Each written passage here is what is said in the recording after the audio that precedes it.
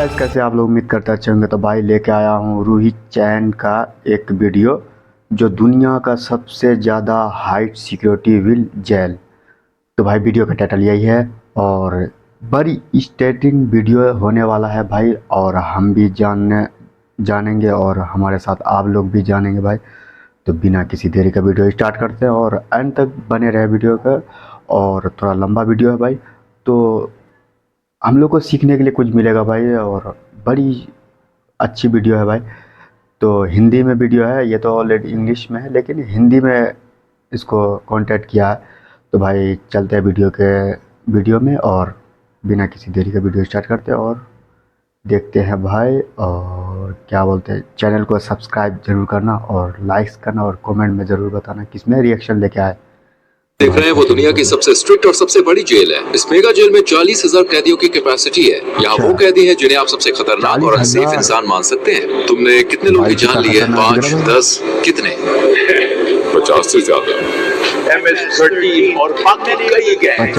ये जानवर है, ये इंसान नहीं है। ये साइकोपैथ और सोशियोपैथ है, ऐसे लोग जिनसे आप यहाँ मिलने वाले हैं। हम सबसे खतरनाक कैदियों को देखने जा रहे हैं। स्वागत है सी कॉर्ट में, जो कैपेसिटी के हिसाब से दुनिया की सबसे बड़ी जेल है, एल सल्वाडोर में। इसे सबसे खतरनाक क्रिमिनल्स को कैद करने के लिए बनाया गया है। जो यहाँ आते हैं वो जिंदा बाहर जाने की उम्मीद नहीं कर सकते। यहाँ से निकलने का कोई रास्ता नहीं है। तुम यहाँ से कैसे बाहर जाओगे? इस छोटे से देश जिसकी आबादी सिर्फ 60 लाख है, उसको इतनी बड़ी जेल क्यों चाहिए? वजह है खतरनाक गैंग्स। कभी पूरे देश पर राज करने वाले इन गैंग्स पर मार्च 2022 से कड़ी कार्रवाई शुरू हुई।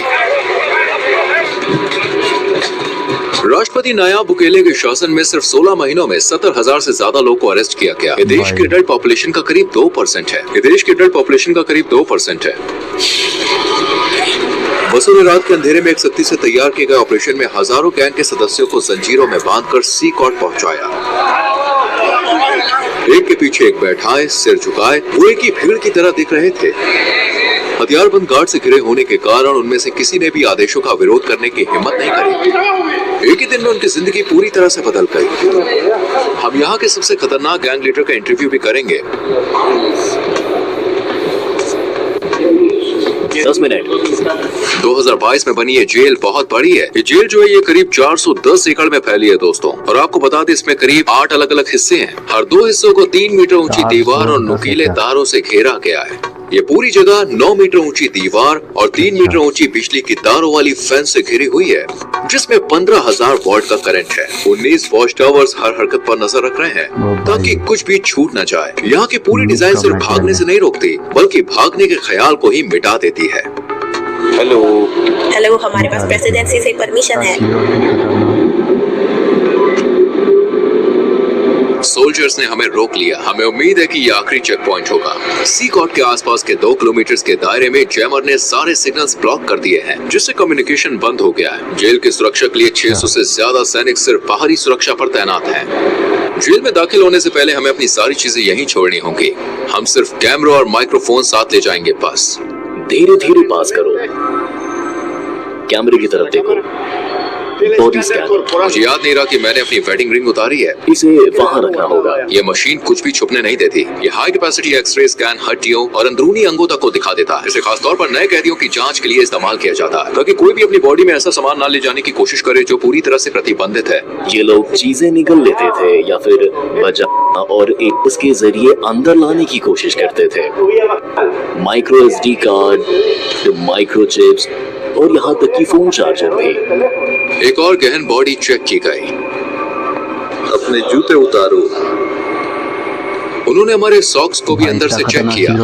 हमें केवल सिक्योरिटी पार करने में 1 घंटा लग गया, जबकि हमें मीडिया के रूप में इनवाइट किया गया था और इसके लिए महीनों पहले अप्लाई किया था। गार्ड्स ने मास्क पहना है क्योंकि वो यहाँ एक जोखिम भरा काम कर रहे हैं। अगर उनकी पहचान हो गई तो टाउन सेंटर्स जाना उनके लिए और भी खतरनाक हो सकता है, क्योंकि इनके गैंग्स के बहुत सारे कनेक्शन है, इसलिए उन्हें अपनी पहचान छुपानी पड़ती है। आप मास्क क्यों नहीं पहनते?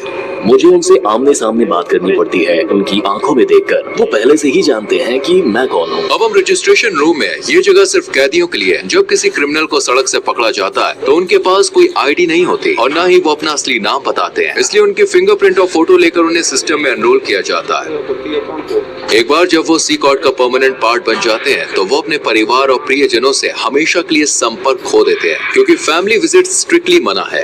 ये भी ध्यान देने वाली बात है कि बड़ी कार्रवाई के दौरान कुछ मासूम लोग गलती से जेल में बंद कर दिए गए। नो कॉन्टैक्ट पॉलिसी की वजह से उनके परिवार को ये तक नहीं पता कि वो कहाँ हैं या जिंदा भी हैं या नहीं। कुछ के लिए ये डॉक्यूमेंट्री उनके गायब प्रियजन को देखने का पहला मौका हो सकता है।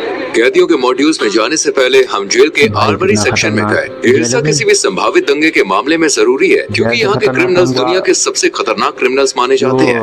हम जो हथियार यहाँ इस्तेमाल करते हैं और वो T65 राइफल है, जो कि M16 राइफल जैसी ही होती है। हमारे पास 12 गेज शॉटगन भी है। 6 राइफल हमें तंग जगहों में भी आसानी से काम करने देती है।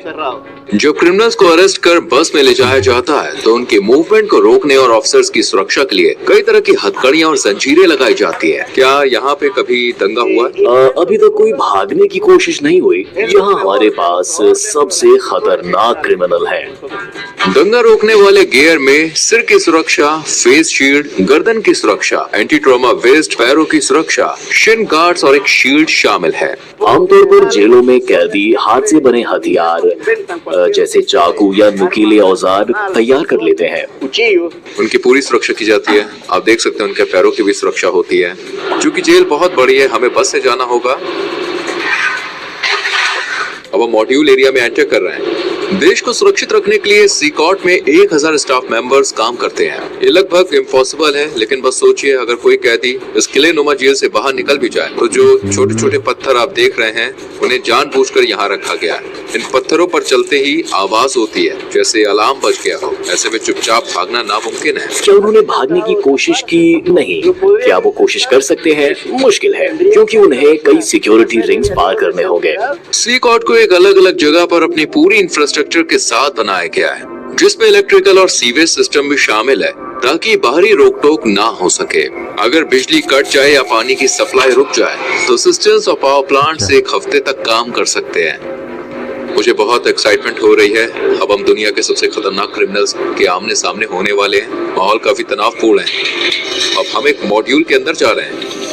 आप यहाँ तीसरे और चौथे मॉड्यूल को एक साथ देख सकते हैं। जो क्रिमिनल इनमें से किसी एक इमारत में घुसता है वो कभी इन दरवाजों से बाहर नहीं निकलता। कुछ ही कदमों में हम 2500 से ज्यादा कैदियों के बीच होंगे।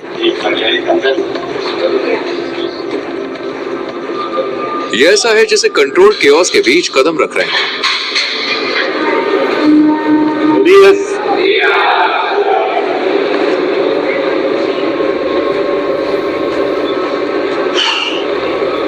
उनकी सारी नजरें मुझ पर हैं। वो मेरे हर कदम को देख रहे हैं। मैं उनकी आंखों से नजरें मिला रहा हूं। यहाँ इतने सारे लोग हैं, मेरे पास शब्द नहीं है। मुझे बहुत बेचैनी महसूस हो रही है। सभी कैदियों ने सफेद शर्ट, शॉर्ट्स और चप्पल पहनी होती है। उनके पास और कोई सामान नहीं होता।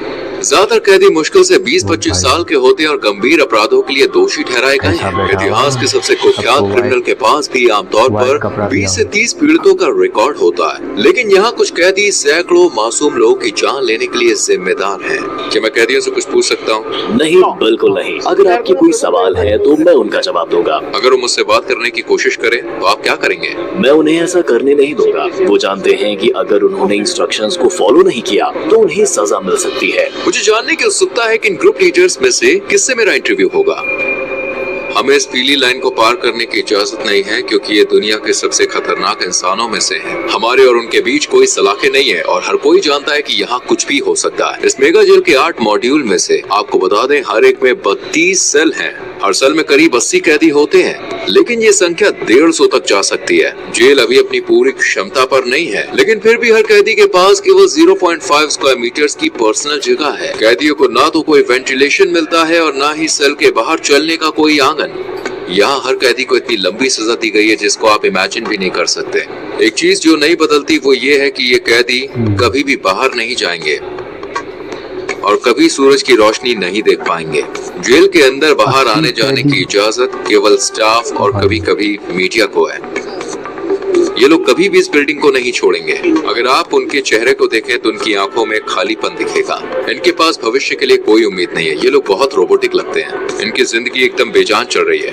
ये खुला कोना इनका टॉयलेट एरिया है। 80 कैदियों के लिए यहाँ सिर्फ 2 टॉयलेट है। ये काफी अपमानजनक है। इनका पूरा कॉन्फिडेंस और अनुशासन यहाँ तोड़ दिया जाता है। जहाँ ये टॉयलेट करते हैं वहीं पर ये नहाते भी हैं। खुद को साफ करने के लिए वो प्लास्टिक के डायपर्स और एक ही बेसिन का इस्तेमाल करते हैं। उनकी सेल में पीने के लिए सप्लाई नहीं है, इसलिए उन्हें पीने के पानी के लिए एक नीले बैरल पर निर्भर रहना पड़ता है। जहाँ कैदी सोते हैं वो है मेटल के बंक बेड, न तकिया और न ही गद्दा। हर कैदी को सिर्फ जरूरत भर का सामान मिलता है। एक सफेद चादर, एक यूनिफॉर्म, मोजे, चप्पल और एक तौलिया, बस यही। ये कैदी अपने 4 लेवल वाले बंक बेड पर पूरा दिन बिताते हैं। इन्हें ऐसे ठूस कर रखा गया है जैसे गोदाम में सामान रखा जाता है। स्वच्छता और अनुशासन के लिए कैदियों के बाल हर 2 हफ्ते में जेल स्टाफ द्वारा काटे जाते हैं। लंबे बाल या दाढ़ी सिर्फ गंदे ही नहीं होती, बल्कि इनसे तेज धार वाली चीजें भी छुपाई जा सकती है। चलो देखते हैं। अपनी शर्ट उतारो और यहाँ लाइन में खड़े हो जाओ। अब ये अपनी शर्ट्स उतार रहे हैं। ये कैदी कभी MS-13 और बोरियो 18 गैंग्स का हिस्सा थे जो एल सल्वाडोर के मोहल्लों पर राज करते थे। इन 2 दुश्मन गैंग्स ने सालों तक लोकल लोगों से पैसे वसूले और उन्हें बहुत तकलीफ दी। यहाँ बोरियो 18 और MS-13 दोनों गैंग्स एक ही सेल में हैं। हाँ बिल्कुल, पूरा मॉड्यूल ऐसा ही है। सभी इसी तरह रहते हैं। बाहर अगर कोई दूसरे के इलाके में जाता है तो उसे बुरी तरह से मारा जाता है, लेकिन यहाँ वो आखिरी सांस तक एक साथ रहते हैं। ये एक दूसरे पर हमला किए बिना कैसे रहते हैं? इन्हें साथ रहना सीखना पड़ता है। यहाँ ये जेल में है, सड़क पर नहीं। ज्यादातर कैदियों के शरीर पर यहाँ तक कि चेहरे पर भी टैटू है जो उनकी गैंग की वफादारी को दिखाते हैं। MS-13 के लिए टैटू में आमतौर पर शुरुआती अक्षर या नंबर 13 होता है। दूसरे गैंग के मेंबर 18 या 666 जैसे निशान इस्तेमाल करते हैं जो 18 तक जोड़ते हैं और शैतान का प्रतीक माने जाते हैं, या रोमन नंबर्स का इस्तेमाल करते हैं। चेहरे पर गैंग टैटू होना इस बात का साफ संकेत है कि वो संगठन के सबसे बेरहम और बड़े मेंबर्स में से एक है। सड़क पर ऐसे व्यक्ति से टकराना मौत को सामने देखने जैसा है। मकड़ी के जाल का टैटू रिप्रेजेंट करता है कि व्यक्ति न्याय व्यवस्था के जाल में फंसा है और लंबी जेल की सजा काट रहा है। शैतान के सींग वाला टैटू अंधेरे का प्रतीक है जो इन लोगों के शैतान की पूजा करने को दर्शाता है। कुछ तो यहाँ तक दावा करते हैं कि उन्होंने अपने काम शैतान के आदेश पर किए हैं। आंसू की बूंद वाला ये टैटू दर्शाता है कि उस व्यक्ति ने किसी की जान ली है। अगर 3 आंसू है तो इसका मतलब है कि उन्होंने इतने लोगों की जान ली है कि उनको अब इस चीज की गिनती भी याद नहीं है। हर कोई आदमी डर अभी हंसो बाद में रो वाक्य वाले जो मास्क है या फिर जो जोकर के टैटू हैं, वो ये संदेश देते हैं कि मुश्किलों में भी मजबूत रहो और परिणामों का सामना बाद में करो। क्या ये सभी लोग वाकई में इतने ज्यादा बुरे हैं? ये किसी और ही लेवल पर है। सबसे खतरनाक क्रिमिनल जो अपनी मानसिकता कभी नहीं बदलेंगे। अगर आप ऊपर की ओर देखें तो वहाँ एक कैटवॉक एरिया है। गार्ड्स लगातार इस ऊंची जगह से कैदियों पर नजर रखते हैं। अगर कुछ भी संदिग्ध होता है तो वो तुरंत कार्रवाई करते हैं। इसके अलावा कैमरों का एक बहुत बड़ा नेटवर्क हर कोने पर 24/7 नजर रखता है ताकि कुछ भी छूट न जाए। मॉड्यूल्स को दिन रात रोशनी से भर कर रखा जाता है। जब सूरज ढल जाता है तब भी लाइट्स हर वक्त जलती रहती है। कैदियों पर लगातार नजर रखी जाती है। मुझे लगता है ये यहाँ होने वाली सबसे मुश्किल चीजों में से एक है। जब वो सोने की कोशिश करते हैं तो अपनी आंखों को रोशनी से बचाने के लिए तौलिए से ढक लेते हैं। यहाँ पर एक पादरी बाइबल से कैदियों को देखे कुछ महत्वपूर्ण पाठ पढ़ा रहे हैं। वहीं दूसरी तरफ कुछ कैदी फिजिकल एक्सरसाइज कर रहे हैं। एक ट्रेनर भी मौजूद है। ये इकलौता समय है जब ये कैदी अपनी सेल से बाहर आते हैं। ये गतिविधियां हथियारबंद गार्ड्स की नजर में हफ्ते में कुल 1 घंटे के लिए होती है। इस तरह की एक्टिविटी प्रति सप्ताह टोटल 1 घंटे के लिए होती है। बाकी पूरा समय अपनी सेल में बंद रहते हैं। ये एक रोटेटिंग शेड्यूल है। जगह की कमी के कारण सभी कैदी एक ही दिन बाहर नहीं आ सकते। यदि कैदी सेल के बाहर होते हैं तो ऐसे में क्या कभी कोई बड़ा हंगामा हुआ है? अब तक कुछ नहीं हुआ। जब भी हमारा कैमरा किसी सेल पर फोकस करता है तो अक्सर हम किसी कैदी को चुपचाप कुछ शब्द बोलते हुए देखते हैं। जेल की सलाखों के पीछे भी गैंग के मेंबर बाहर ऑर्डर्स भेजने की कोशिश करते हैं। एक कैदी ऐसा ही कर रहा था। उसका मैसेज ब्लॉक करने के लिए सेंसर कर दिया। ये गैंग सभी भी काफी ताकत रखते हैं। अफवाह है कि ये मासूम लोगों को निशाना बनाकर बदला लेने का प्लान बना रहे हैं। इसके जवाब में अधिकारियों ने चेतावनी दी है कि वे कैदियों पर और सख्त कदम उठाएंगे। अगर उन्होंने ऐसा किया तो उन्हें जेल में खाना नहीं मिलेगा। मैं कसम खाता हूँ वो एक दाना चावल भी नहीं खाएंगे। फिर देखते हैं वो कितने दिन टिकते हैं। यहाँ कैदियों को दिन में 3 बार सुबह, दोपहर और रात का खाना मिलता है। नाश्ते में आम तौर पर चावल और बीन्स होते हैं और रात के खाने में भी यही होता है। दोपहर के खाने में सफेद चावल और पास्ता मिलता है। यहाँ कोई न्यूट्रिशन वाला खाना जैसे चिकन या मीट नहीं दिया जाता। ये है आज का लंच, चावल, पास्ता और 2 टॉर्टिला। क्या मेन्यू रोज बदलता है? नहीं। क्या हर दिन यही खाना होता है? हाँ, हमेशा यही, फ्रेशमेंट।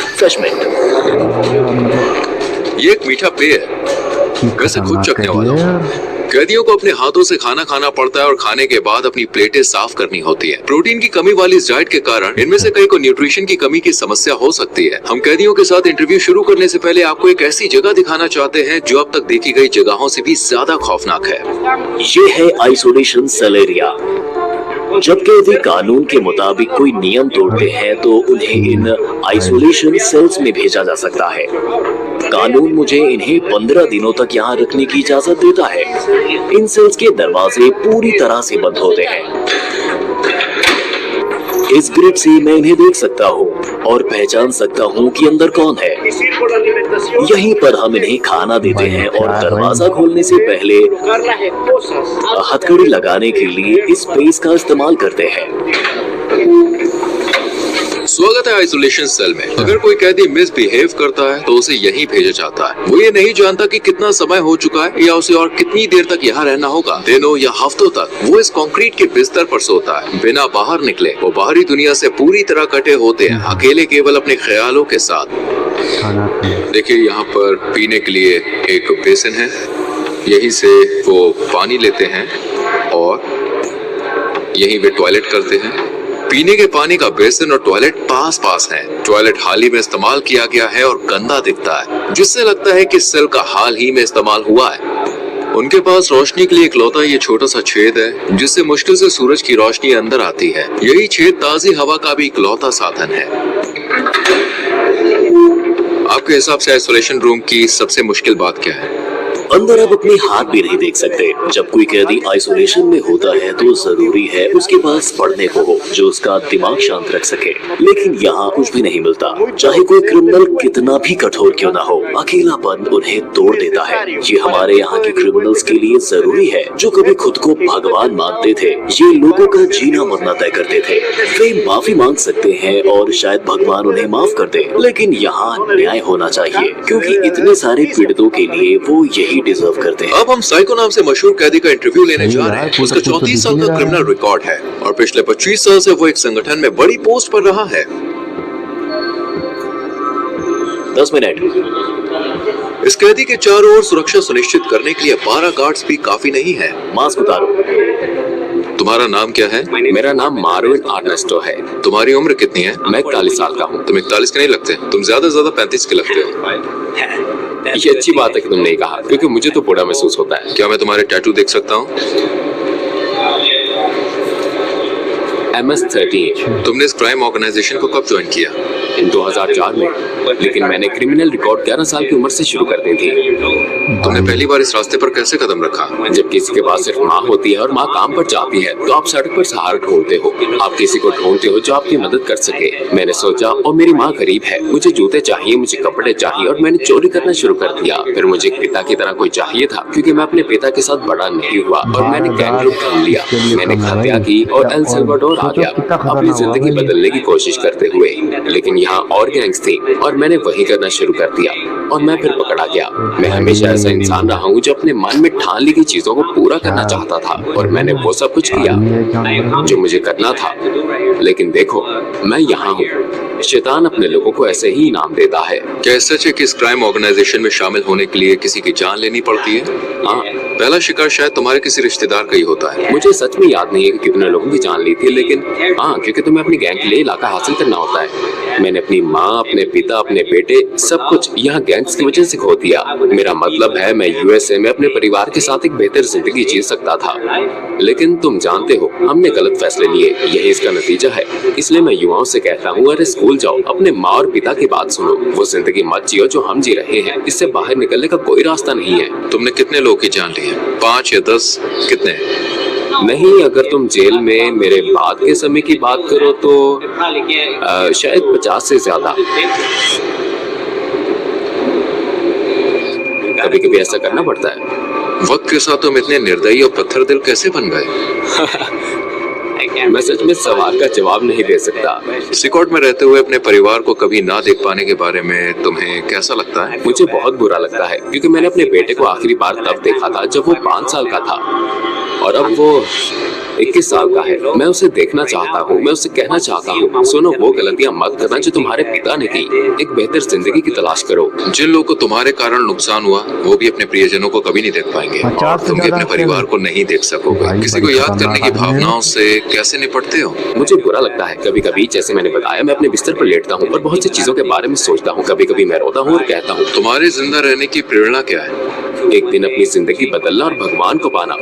मैंने भगवान से कहा मुझे माफ कर दो, मुझे माफ कर दो जो मैंने किया। ठीक है, आखिरकार हमने सूरज की रोशनी देखी और सच कहूं सीकोट ऐसी जगह है जहां आप कभी भी नहीं जाना चाहेंगे, यहाँ तक कि एक विजिटर के तौर पर भी। लेकिन जिन लोगों ने सल्वाडोर के मासूम लोगों को शिकार बनाया ये अब उनका हमेशा का घर बन गया है। इन क्रिमिनल्स ने निर्दोष लोगों का जीने का हक छीन लिया और अब वो इसकी कीमत चुका रहे हैं। सल्वाडोर की सरकार का मैसेज साफ है, अब अपराध बर्दाश्त नहीं किया जाएगा और सजा बेहद सख्त होगी। एल सल्वाडोर में सबसे ज्यादा हाई रेट लाइफ कॉस्ट या फाइट्स की वजह से चरम पर। एक साल में हर 1 लाख लोगों में से 104 अपनी जान गंवा देते थे। पिछली सरकारों ने इन गैंग्स के साथ दोस्तों समझौते किए लेकिन इससे हमेशा के लिए शांति कभी नहीं आई। हालांकि मौजूदा सरकार का मेथड कंट्रोवर्शियल है, लेकिन 2023 तक ये नंबर तेजी से गिरकर 1 लाख में 2.4 हो गया, जिससे सल्वाडोर पहली बार दुनिया के सबसे सुरक्षित देशों में शामिल हो गया। अब तक के नतीजे साफ हैं, शहरों में शांति लौट आई और मोहल्लों में सुकून देखा जा सकता है। लेकिन उन लोगों का क्या जो गलत तरीके से जेल में डाले गए? क्या ये सही न्याय है या केवल अपराध को काबू में रखने का तरीका? क्या ये एक परमानेंट समाधान है या फिर सिर्फ एक टेम्परेरी उपाय? फिलहाल देखिए, हम आपको बता दें जवाब साफ नहीं है और दुनिया इसे ध्यान से देख रही है। इस डॉक्यूमेंट्री को देखने के लिए धन्यवाद। अगली बार फिर मिलेंगे। सब्सक्राइब करना ना भूलें। रोहित सेनेट यहाँ था।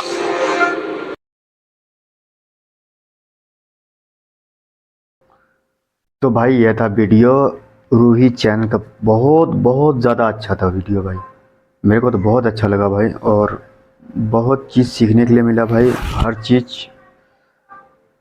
चीज़ गलत कदम उठाने की ज़रूरत नहीं है, कुछ अच्छा भी कर सकते हैं भाई। भाई कितना ख़तरनाक जेल से था, हमको ख़तरनाक तो उसका जेलर लग रहा था भाई। कैसा टैटू बना हुआ था भाई और हर टैटू के पीछे हर टैटू के पीछे एक अलग अलग कहानियाँ था। मतलब वो 3 बूंद वाला था तो कितने हत्या किया, कितना मर्डर किया, उसके बारे में दर्शाया गया था। तो भाई ये था वीडियो, आप लोग को कैसा लगा? उम्मीद करते हैं अच्छे लगे तो प्लीज़ चैनल को सब्सक्राइब एंड लाइक और कमेंट में ज़रूर बताएं किस में रिएक्शन लेके आए। तो भाई तो चलते हैं नेक्स्ट वीडियो में और आज के लिए इतना ही। जय हिंद, जय भारत, अपना ख्याल।